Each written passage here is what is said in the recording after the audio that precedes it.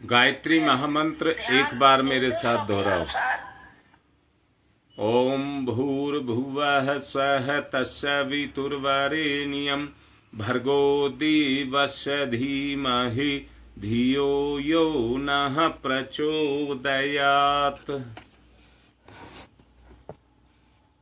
कुदरत ने इंसान की रचना कुछ इस तरह की करके रखी हुई है कि जिसमें उसकी चेतना 24 घंटे अपने कार्य को करती रहती है। रात को आप सोते हैं परंतु एक उथली सी परत केवल आपकी निष्क्रिय होती है। रात को जब आप उठे होंगे सो करके, तो आपको लगा होगा कि आंखों में कुछ जकड़न सी है। वो उसकी ऊपरी परत है। भीतर से शरीर के अनवरत रूप से काम करने का ईश्वर ने एक सरंजाम ऐसा जुटा करके रखा है जो निरंतर सक्रिय रहता है। श्वास प्रश्वास, रक्त का दौड़ना, अंकुचन प्रकुचन, निमेष उन्मेष, ये क्रम एक क्षण के लिए भी चैन नहीं लेता, निरंतर चलता रहता है।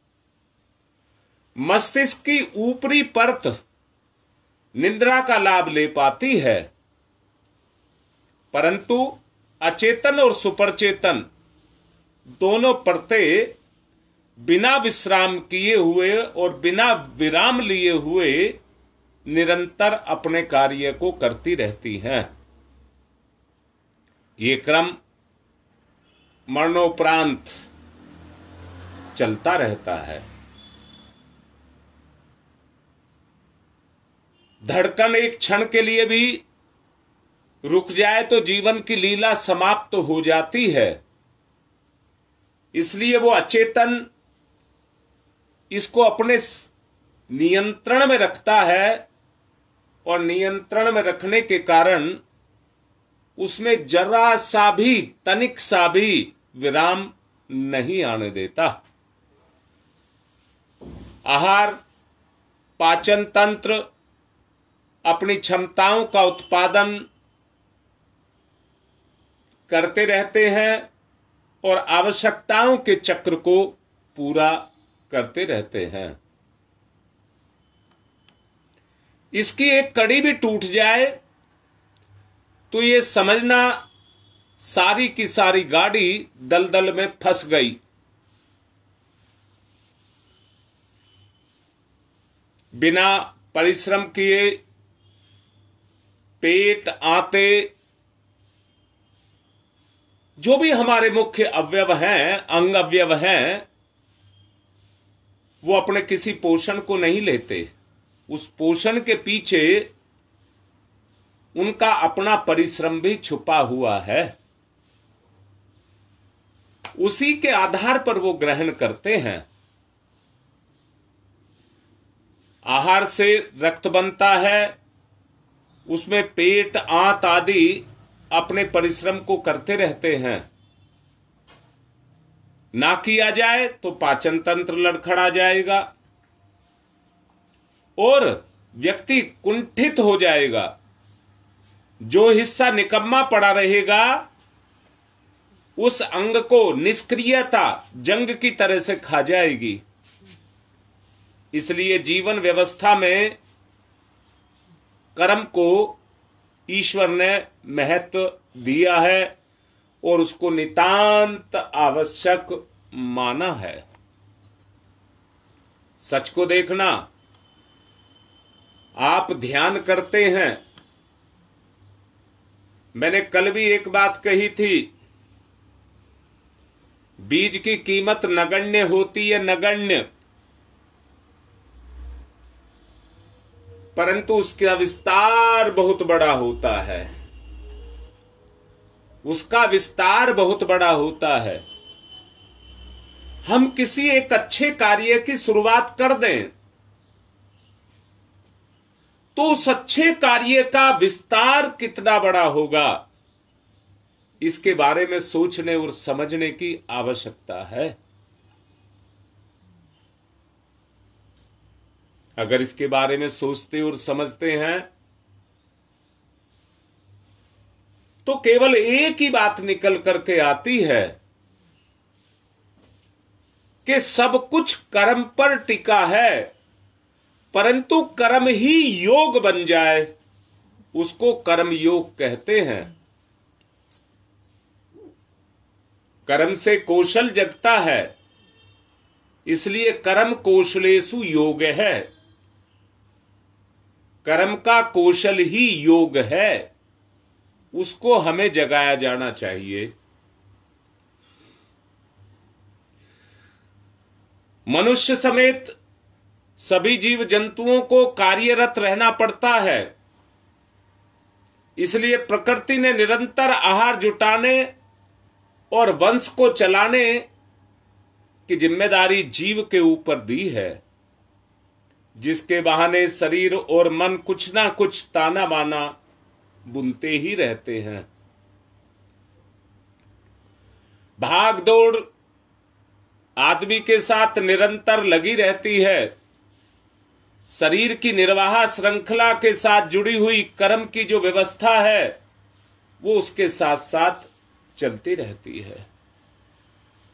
मनुष्य इस स्तर पर बहुत आगे निकलने का प्रयास करता है।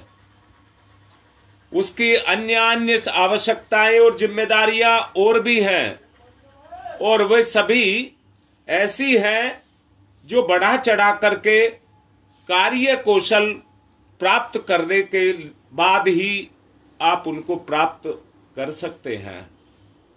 वर्तमान संसार की उथली हुई परिस्थितियां सही तरीके से पार करने के लिए विद्या, प्रतिभा, कुशलता, दूरदर्शिता आदि का प्रयोग किया जाता है और उनका संग्रह करना पड़ता है। उसी को गुण कहते हैं। मैंने पिछले प्रवचन में आपको बोला है, जो कर्म को बोझ मान करके निरुत्साह के साथ में मजबूर होकर के कर्म को करते हैं, वो कर्म के परिणाम से छूटते नहीं है। परंतु जो कर्म में रस लेकर के, कर्म को कर्म मान करके और अपनी जिम्मेदारी मान करके, मैं फिर से कहता हूं, एक कर्ज देना तो वो है कि जिसको स्वेच्छा से स्वीकार किया जाए। मैंने इस आदमी से कर्ज लिया है तो मुझे इसका देना होगा। परंतु दूसरा कर्ज देना वो है कि लेने वाला लड़ झगड़ करके आपसे ले।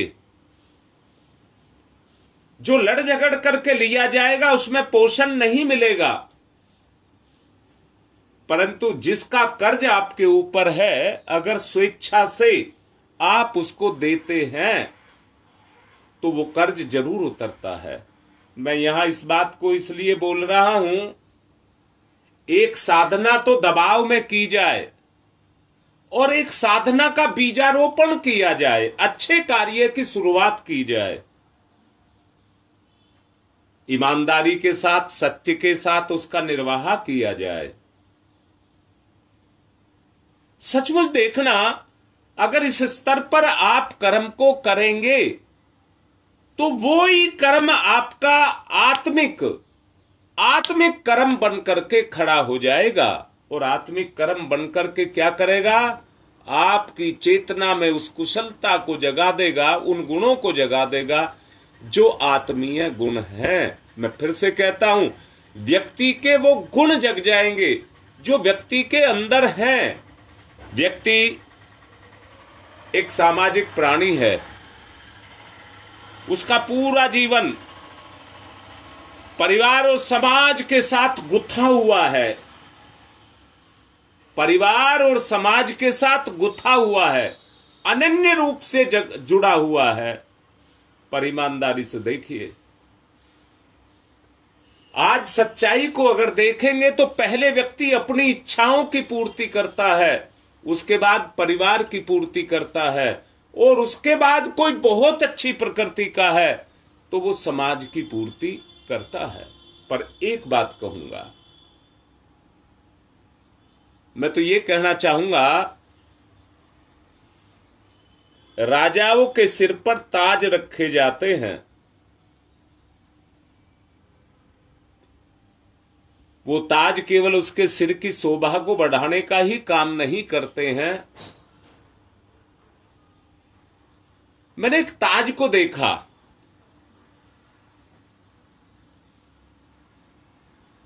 उस ताज में एक भवन का निर्माण कर रखा था, जो देश की राजधानी का भवन था, राजधानी का भवन था। उस ताज में वो जड़ा हुआ था। मैं देख करके चिंतन करने लगा, मनन करते करते स्थिति ये पैदा हुई कि मन में आया, ये ताज नहीं है, सिर पर पूरे देश की जिम्मेदारी है। इसी तरह से भगवान का ये बेताज राजकुमार है, बेताज राजकुमार है। भगवान ने इसके ऊपर जिम्मेदारियां दी हैं, भगवान के इसके ऊपर अपनी जिम्मेदारियां दी हैं। इसकी जो बाह्य परत है, जो रात को निद्रा में जाती है, बड़े अपनेपन के साथ कह रहा हूं, जरा अंदर से देखना, वो निरंतर क्रियाशील रहती है, निरंतर क्रियाशील रहती है। आदमी सो करके उठा है, खा करके फिर सोना चाहता है। आदमी सो करके उठा है, परंतु वो दोबारा तिबारा ज्यादा से ज्यादा समय अपना सोने में देना चाहता है, अर्थात अपनी उस चैतन्य परत को निष्क्रिय करना चाहता है, निष्क्रिय करना चाहता है। अब मैं फिर से कह रहा हूं, ध्यान की बात आपसे कह रहा हूं, तीनों परतें, चेतन, अचेतन, सुपर चेतन, तीनों की तीनों परतें हमारी एक साथ सक्रिय हो जाएं तो ध्यान का जो उद्देश्य है वो पूर्ण हो जाए। मैंने अभी कहा, मनुष्य एक सामाजिक प्राणी है, उसका पूरा जीवन परिवार और समाज के साथ गुथा हुआ है। इसमें पग पग पर नीतिमता, उदारता, जिम्मेदारी, ये सब जो चीजें हैं,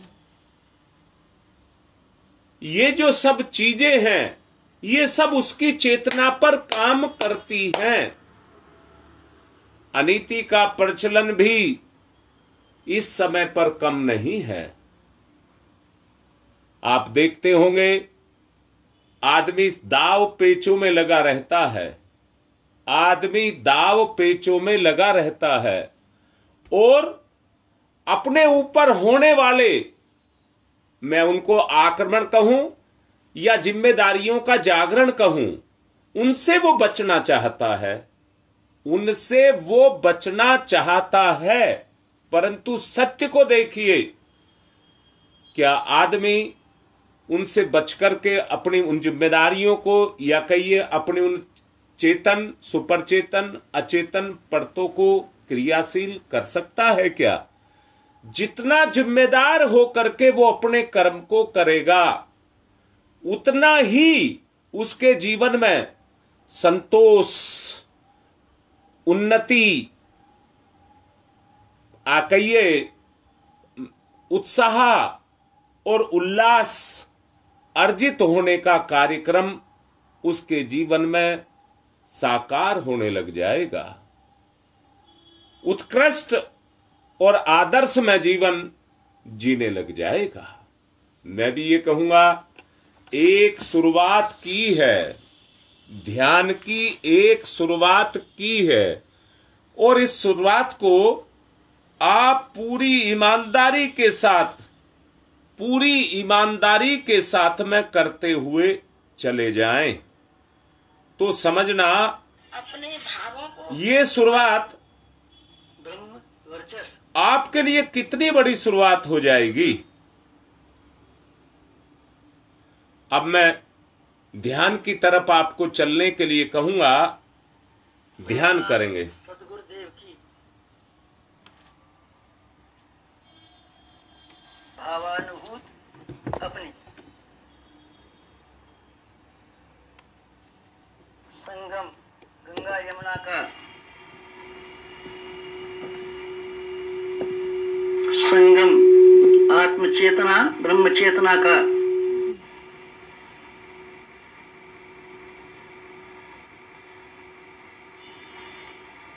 दिव्य साधना लोक, गंगा की गोद हिमालय की छाया,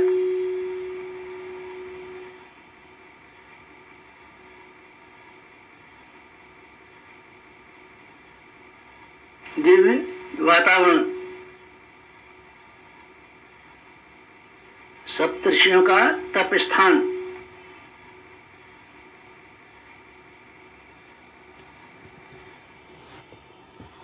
शांति कुंज, ब्रह्म वर्चस्व,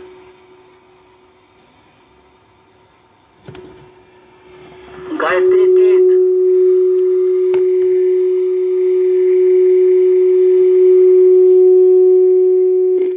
अखंड दीप,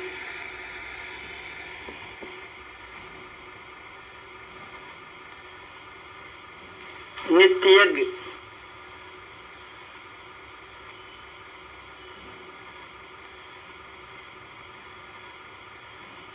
नियमित जप,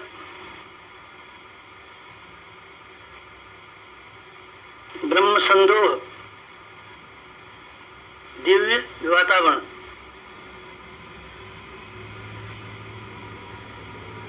तीन दिव्य सत्ताओं का संरक्षण,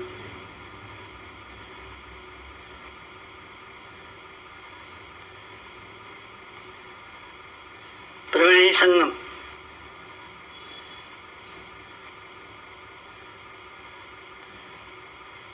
भाव समाधि, वासना शांत,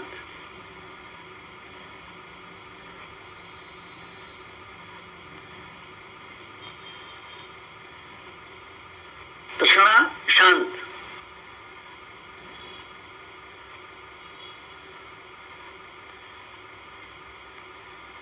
अहंता शांत,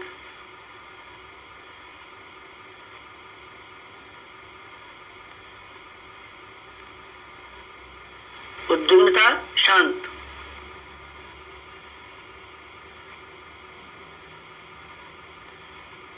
दिव्य दर्शन, प्रातः काल, पूर्व दिशा, स्वर्णिम सूर्योदय,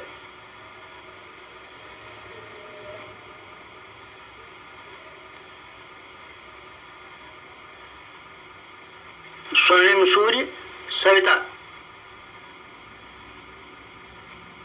गायत्री का प्राण सविता,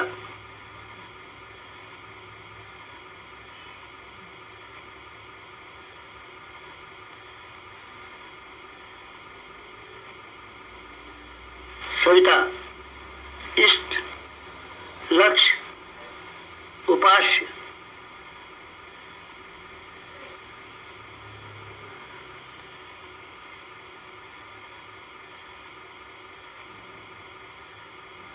सविता प्रकाश, ज्ञान, प्रज्ञा,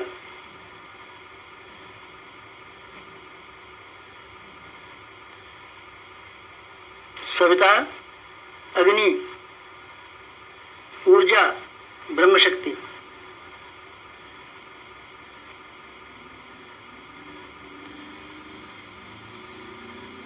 सविता ब्रह्म, सविता वर्चस, ब्रह्म वर्चस सविता।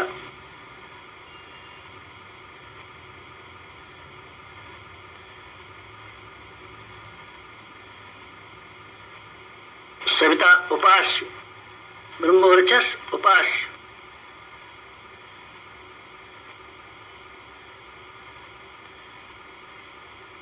एकत्व अद्वैत, साधक का सविता को समर्पण।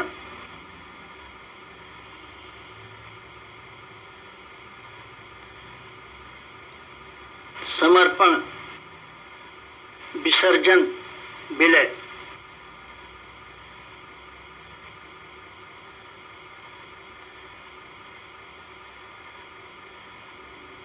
साधक सविता एक, भक्त भगवान एक, एकत्व अद्वैत।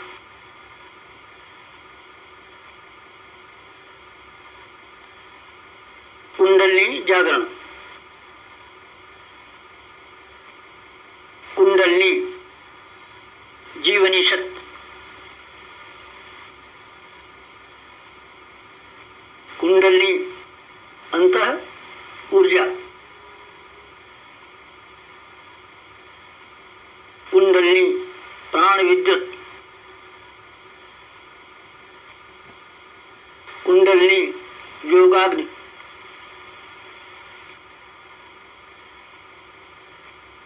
कुंडलिनी ब्रह्म ज्योति,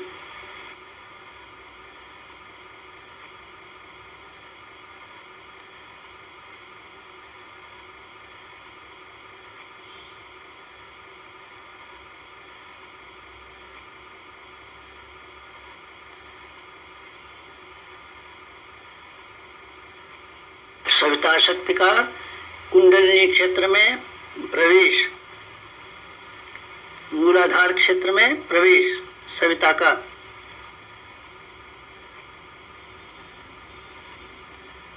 प्रथम चरण कुंडलिनी जागरण का प्रथम चरण मंथन, मंथन सविता सहयोग से शक्ति क्षेत्र का मंथन।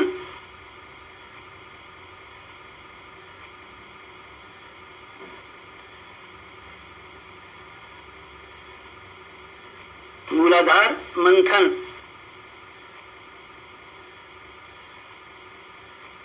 समुद्र मंथन, जीवन मंथन, प्राण मंथन, अग्नि मंथन, मंथन मंथन मंथन।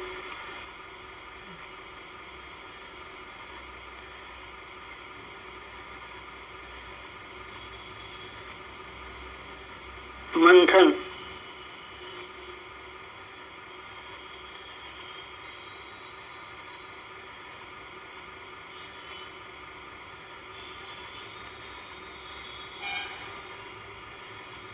मंथन से अंतः ऊर्जा का संवर्धन।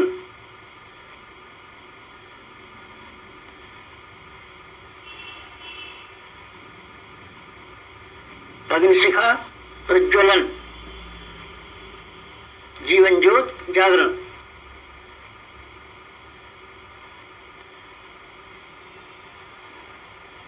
द्वितीय चरण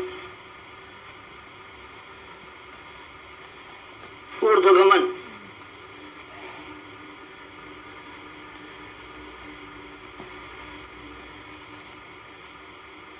ऊर्ध्वगमन सविता सहयोग से जागृत शक्ति का ऊर्ध्वगमन।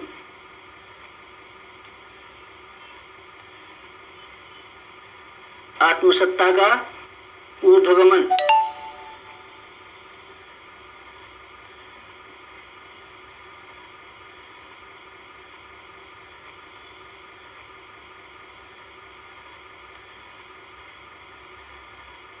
कुंडलिनी का ऊर्ध्वगमन।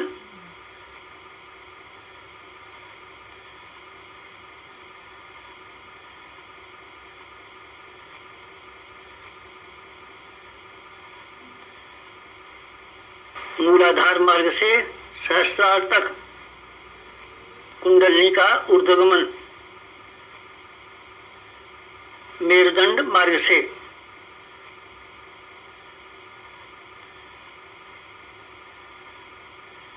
आत्मसत्ता का ऊर्ध्वगमन, भूलोक से ब्रह्मलोक तक देवयान मार्ग, मूलाधार भूलोक, सहस्रार ब्रह्मलोक, मेरुदंड देवयान, कुंडलिनी आत्मशक्ति, जीवनी शक्ति का ऊर्ध्वगमन,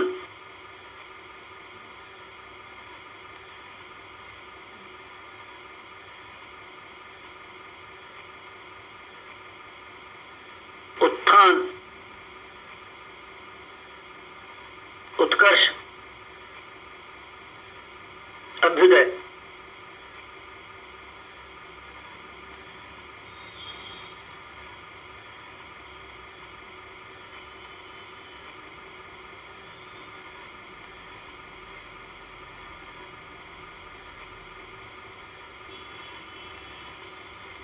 ऊर्ध्वगमन, कुंडलिनी जागरण।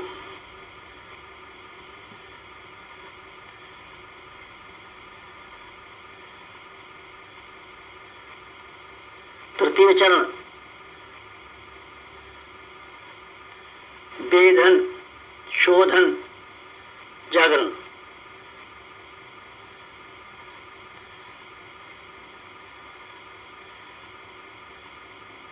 सविता सहयोग से षट चक्रों का वेधन,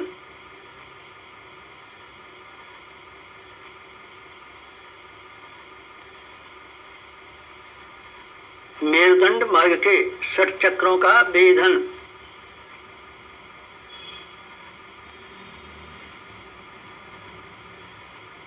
प्राण विद्युत से शक्ति स्रोतों का उत्खनन,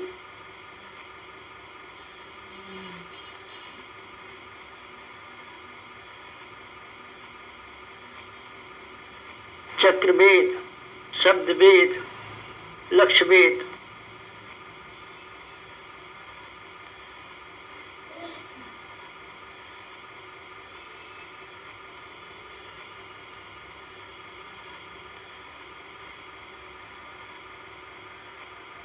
वेधन, शोधन, जागरण, षट चक्रों का जागरण।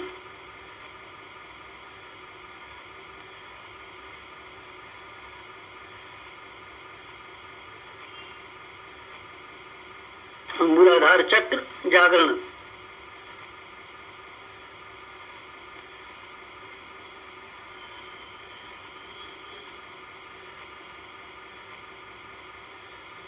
स्वादिष्ठान चक्र जागरण,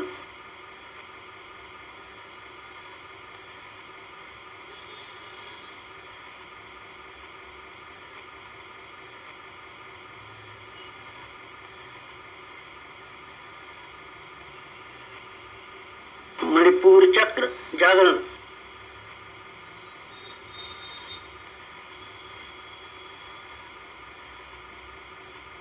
अनाहत चक्र जागरण,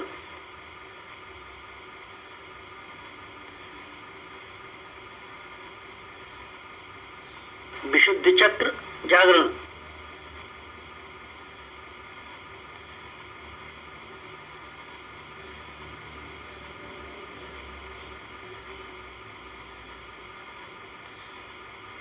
आज्ञा चक्र जागरण,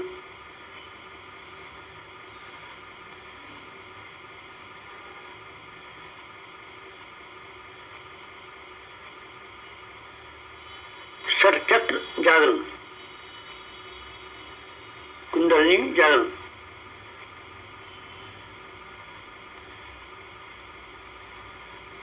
चतुर्थ चरण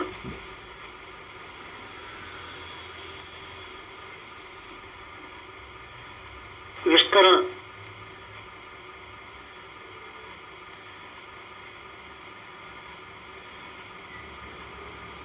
सविता सहयोग से योगाग्नि का विस्तार,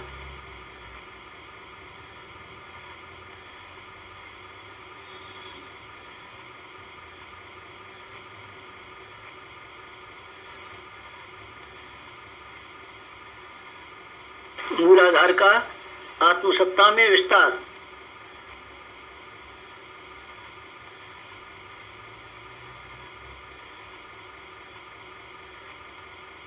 आत्मसत्ता का विश्व सत्ता में विस्तार, ब्रह्म सत्ता में विस्तार।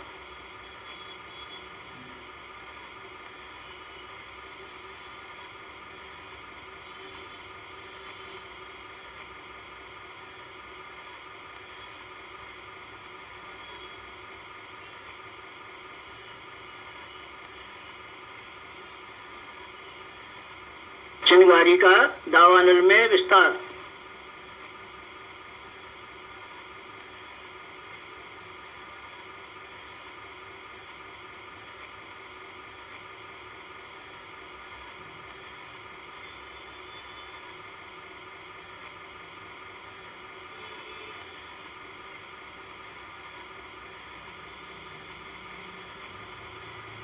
ज्योति का ज्वाला में विस्तार।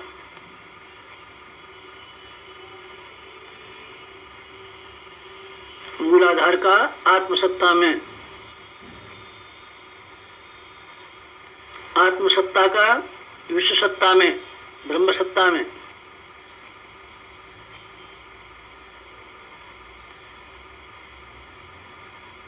चिंगारी का दावानल में,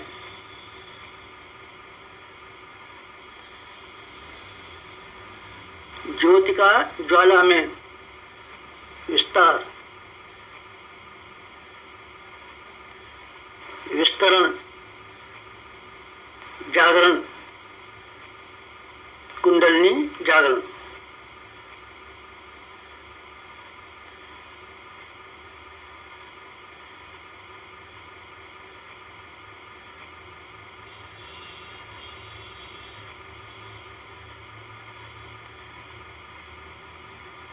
पंचम चरण, पंचम चरण कुंडलिनी का परिवर्तन।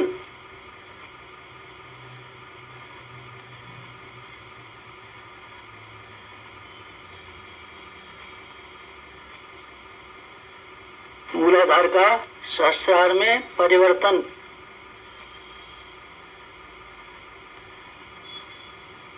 साधक का सविता में परिवर्तन।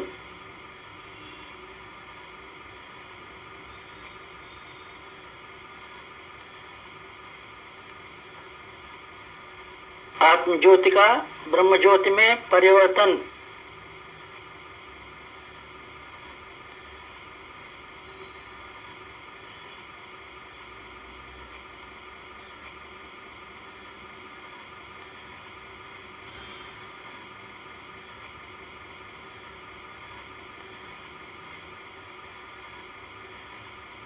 शुद्धता का महानता में परिवर्तन।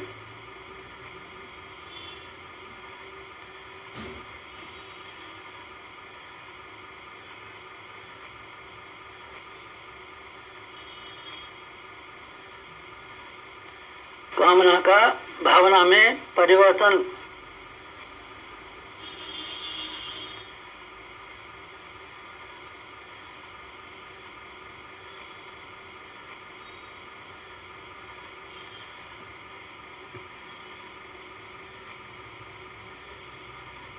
वियोग का संयोग में परिवर्तन।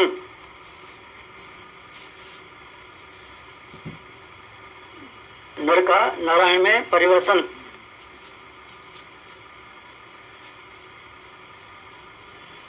मूलाधार का सहस्रार में, साधक का सविता में, शुद्धता का महानता में, कामना का भावना में परिवर्तन। वियोग का संयोग में परिवर्तन। नर का नारायण में परिवर्तन। परिवर्तन, संवर्धन, जागरण, कुंडलिनी जागरण।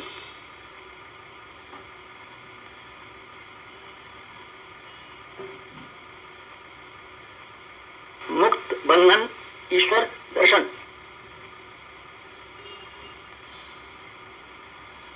कुंडलिनी जागरण। जीवनी शक्ति जागरण, अंतर ऊर्जा जागरण,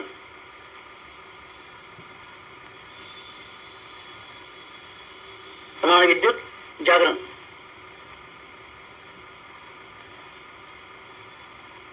योगाग्नि जागरण, ब्रह्मज्योति जागरण, कुंडलिनी जागरण, महान जागरण, आत्म जागरण।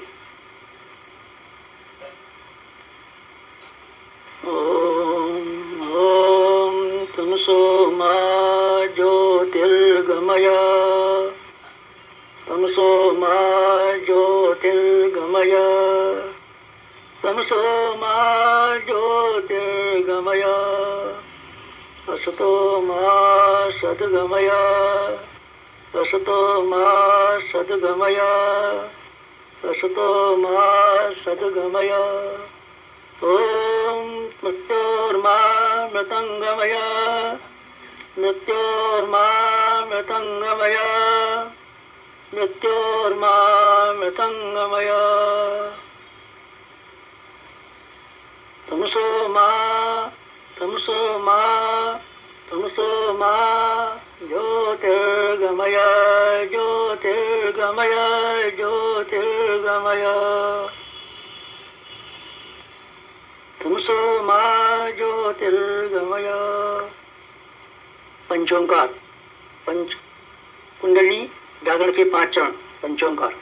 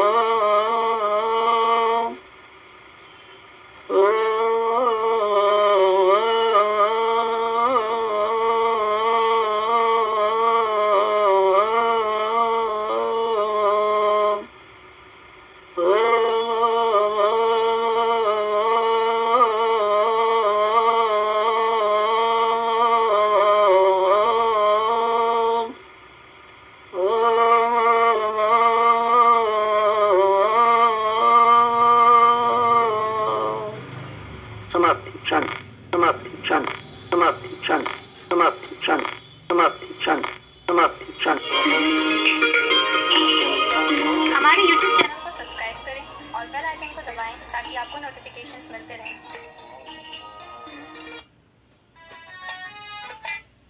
अपने अपने सब विचार देना।